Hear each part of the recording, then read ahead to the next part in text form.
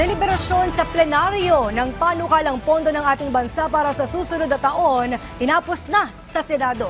Mga mambabatas tiniyak na maipapasa ang panukalang pondo sa tamang oras. Si Daniel Manalastas ng PTV sa Balitang Pambansa. Daniel?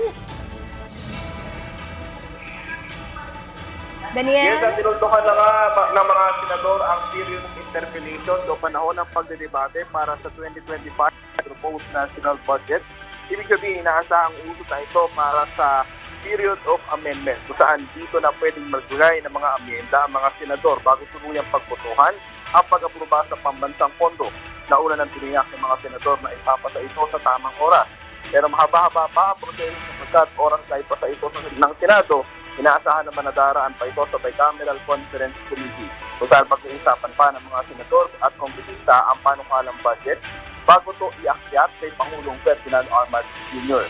Mag-uumaga na ng tapusin ng mga senador ang period of interpellations kanina kung saan tumalang ang ilang kagawaran tulad ng budget ng DPWH, DSWD, DICT at iba pang ahensya ng pamahalaan.